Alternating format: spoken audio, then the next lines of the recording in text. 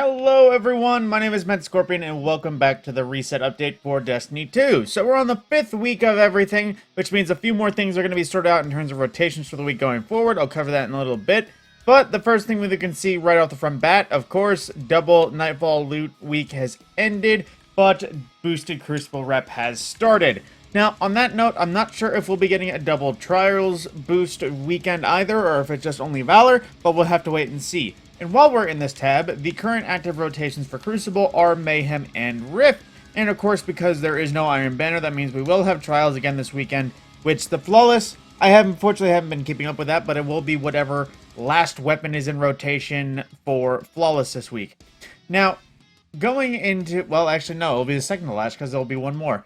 Pardon my dust, but on that note, of course, there's still nothing new on Gambit side, and with the Vanguard Nightfall, it is currently the Devil's Lair for this week's Grandmaster Nightfall. Now, it's not too terrible, it's very ad dense, but in terms of comparison to last week's and this week's, this one I would say is a lot more doable. Modifiers including all 3 elemental shields, with Barrier and Overload champions fallen, so expect them, with occasional Hive Knights. Arc threat for incoming arc damage being increased, considering it's mostly fallen, that means spec out for arc damage. Grandmaster modifiers for extinguish, limited revives as usual, as well as Arachno for fallen vandals spawning web mines when defeated. And chaff for no radar, and then our usual buffs of the overcharge weapons based on the season, the strand surge, as well as solar surge, and overcharge linear fusion rifle. And if you actually manage to complete it in addition to the Nightfall essences, it will be what was last week's reward before they changed it to Warden's Law, and it will be the Swarm for this week's weapon. Now, currently that tells us a little bit more details about the goings forward. Now, I forget the rotation at the start. I think it was Loaded Question, Buzzard, and then Braytech. But at least the last 4 weeks are Warden's Law, the Swarm, and then Prey Estelanix 4. This will be on the 6th week of the rotation, which means you'll actually be able to get the Adept first off for the new combat bow going to Nightfalls as well. When it does rotate around next week, it's only dependent on when Nightfall is available, which I forget which one specifically will be, but we just have to wait and see. On that note, going throughout the world for everything, now the current farming raid is going to be in Vow this weekend. Now, if you were sad that the crafting glitch is gone and it's not going to be easy, unfortunately, if you actually want to go for Master Mode currently, it is available, and it is recovery-focused armor with all challenges active per the usual. And the usual modifiers, including a strand and solar surge, as well as overcharged fusion rifles. But on that note as well, it is the, of course, farming raid. So if you need collective collective obligation? Yes, collective obligation. I'm mixing up my raid weapons. But if you need collective obligation still, this is farmables if you want to farm out Rolk for a while. And if you're hunting for any red borders still not yet gotten from this raid, now is the time to go for it. On that note as well, the dungeon currently, I believe... Where is dungeon tab? Oh, I forget they can also be up here. I believe Prophecy is our Prophecy is currently our farming dungeon. So in case there was any gear that you want to specifically in Prophecy, unfortunately there's not actually many unique things from there. I think it's just old Trials of the Nine weapon at this point. But at the same time, it is their only source. So if you wanted to hunt a few things that are still quite outdated at this point, I'd say go for it. Then as well, Vox Obscura is our current weekly mission, so if you wanted to complete Vox Obscura and get your hands on anything from Season 16, as well as Red Borders, in addition to probably the worst crafted exotic in the history of Destiny, even considering the glaives. But aside from that, of course, Crota's End of Master Mode should have launched this week, which would have coincided with the launch of challenges, but because of leftover crafting glitches, they have not launched. But as well, Crota's End challenges have started, which I would imagine this is first encounter challenge for the Abyss in the Dark Maze for Crota. Now, of course, as that note means that will be challenges rotating weekly, and until it becomes Master Mode, that means it's just normal, and once the next raid comes out for Final Shape, we will also have Crota launch back into the farming rotation in case somehow things don't drop like they did before. Now rolling throughout the worlds for our raid challenge modes currently, we have Forever Fight for the Last Wish challenge, which I forget where officially that one goes to. And for Garden of Salvation, we have currently the To the Top challenge, currently active for double loot. And then going to Europa for the Deep Stone Crypt, we have currently Red Rover, which is security challenge, basically that you have to do everything 2 at a time, can only break 2 fuses, at least everyone has to do a little bit of operator. Really annoying challenge, although it is pretty much a really easy to do encounter as long as you know your, well, as long as you know your mechanics. And then going into the Legends tab for everything else, Vault of Glass is currently the Strangers in Time challenge, which is currently Gatekeeper challenge. Basically, you have to kill the Praetorian and Wyverns relatively near the same time frame. And for King's Fall, it is the Gaze Amaze challenge, which is currently Golgoroth challenge. Basically, whoever has the current active gaze has to be in the pool of unstable light when they lose the buff. Pretty simple to explain there.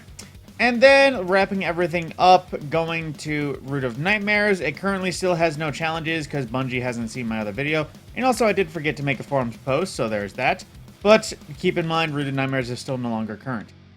On that front as well, going into challenges for the seasonal stuff, just what it popped off. We have first Acolyte's Ascent 5 for completing this week's set of Bladed Path quests.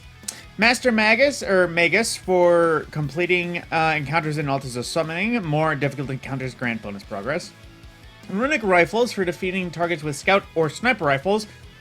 Earned bonus progress for defeating Guardians in Season of the Witch activity. Then Mist and Mystery, solve the Cunning Test and the Imbaru engine and identify Major Arcana, which is something seasonal related, clearly.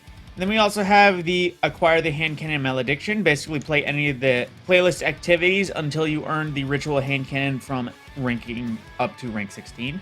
Fleeting Glory for completing competitive matches in the Crucible playlist. For comp, earn bonus progress for wins as usual. Special Forces for defeating combatants with weapons that use special ammunition, specifically special, don't Fighting Lion cheese it. And then High Caliber for defeating Guardians in Crucible or Gambit with submachine guns, bows, scout rifles, sniper rifles, or machine guns. A lot of options there, even though bows aren't technically high caliber. Bonus progress for sniper rifle or machine gun blows, however, and also can be done in Crucible or Gambit, so not so terrible there. On that note, though, that's pretty much everything on the front load of everything. Now, the season is, of course, still unfolding. I haven't done it just yet, as usual with this, but this is going to get to the slow half of the season because we're in the second half of the story. But on the same note, this is usually when either a event comes out or something happens that just makes it spicy. But then, on the note of Banshee's weapon, we have Arsenic Bite, a arc lightweight frame bow, still lacking a origin trait. It is an Old Faithful, is a pretty solid bow, but however, it has been left behind a little bit. Retrofit Escapade, one of the guns that broke the internet the most, basically a solid rapid-fire machine gun, even unglitched.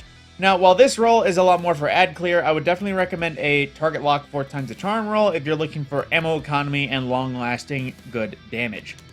Then we also have Contingency Plan, which is another one left behind, a Viced rapid-fire scout rifle, arc, and old or Dead Orbit version. However, this is, of course, left behind, so it is still lacking some current traits. Doesn't have Bolt Shot or anything like that, or even an origin perk, so hard to vouch for nowadays. Hizakato 22, which is a Suruf's 900 rounds per minute adaptive SMG, which is alright in its respects, but at the same time, it doesn't have many perk combinations that really work for each other. And being Suros, it doesn't exactly have anything that's good outside of Crucible.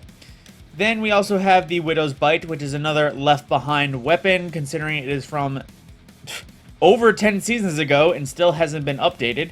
And no origin trait, old perks, it's hard to vouch for it, especially when Irokanji and other things that have current perks exist. Then, in the main page, we have Lunalada 4B, which is a combat bow, essentially Arsenic Bite, but current and stasis, and has access to, of course, the respective stasis perks and more current perks, even if it is starting to get 5 seasons old at this point. And then Senua SI6, in a very similar state, is basic Amalon Burst Pistol. While it does have stasis perks on it, it is still one of those things that doesn't exactly function many places outside of Crucible, even with an Amalon origin trait, which is really only good for reload speed in PvE, if anything. And then another left behind burst pistol, the Vision, back from season 15, also almost 10 seasons ago at this point. And at this point, it is very much left behind. It is a burst thing. It is one of the few things that still has sight options as opposed to barrel options, but that's how sidearms are typically.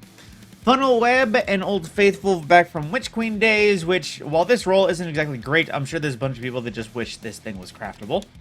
Palmyra B, which is a craftable rocket launcher, and in this state, I almost would have said it's good until the recent choke clip nerf to everything else. So I would say this is a option if you need an overload rocket launcher. However, if you don't need anything else, I wouldn't really vouch for this thing. I would just craft it and get better perks if you're looking for damage. And then Typhon GL5, very similar state. It is an Amalon grenade launcher, so that part doesn't exactly help. But being stasis with things like choke clip and everything else, a bunch of good perks are available. But again, like I always say, I just wish this thing was craftable. I might actually use a grenade launcher for once in the endgame. Now, the topic of what 801 has, she has another kind of world drop set of armor available, so if you're looking just for the transmogs, you can find it elsewhere than buying it. But in terms of her active shaders, we have one old popular one from Season 3, Genotype 00, originally only available from Escalation Protocol, and you can see why back in the 3rd season of Destiny, why this would be something nice. Carbon fiber and a shiny metallic orange to it. This was the new hotness back in the day. And then we also have Kairos Bronze from Season 2, which is another thing that is an old hotness just because of how solid it looked, but I can see it working nowadays too. And then we also have New Monarchy Diamonds, which I think I mentioned a few times before. This was one of the old faction shaders that looked better than some of the purple rarity shaders we had around just because it was a solid color scheme.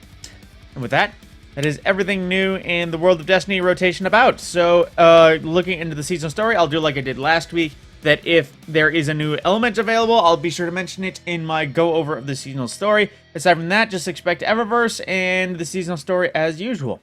With that, my name is Scorpion, and I will see you in the next video.